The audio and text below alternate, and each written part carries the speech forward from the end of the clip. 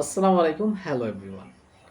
আপনারা যারা সহজে ইংরেজিতে কথা বলতে চান, আপনাদের জন্য আমি খুবই সহজ এবং কমন কিছু স্ট্রাকচার আমি শেয়ার করব।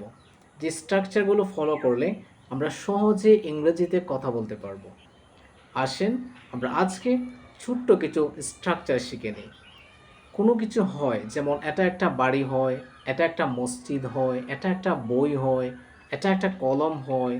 এই সমস্ত কথা আমরা ইংরেজিতে বলতে গেলে আমরা ছোট্ট একটা স্ট্রাকচার ইউজ করতে পারি। সেটা হলো দিস ইজ। অবশ্যই দিস ইজের পরে একটা নাউন বসাবেন। যেমন এটা একটা বাড়ি হয়, দিস ইজ আ হাউস। এটা একটা মসজিদ হয়, দিস ইজ আ মস্ক। এটা একটি কলম হয়, দিস ইজ আ পেন।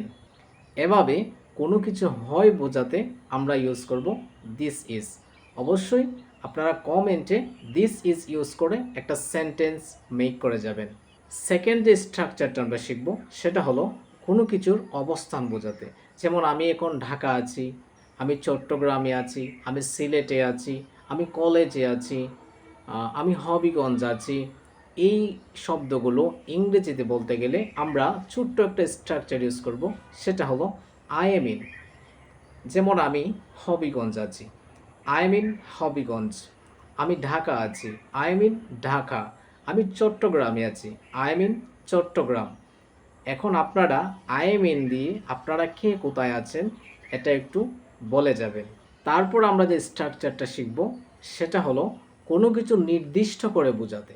যেমন এই সেই রেস্টুরেন্ট, এই সেই দোকান, এই সেই জায়গা, এই সেই মানুষ।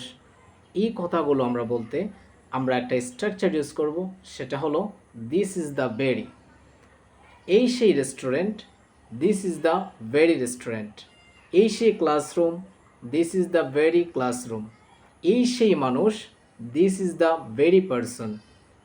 অবশ্যই দিস ইজ দ্য ভেরি দিয়ে একটা সেন্টেন্স মেক করে যাবেন।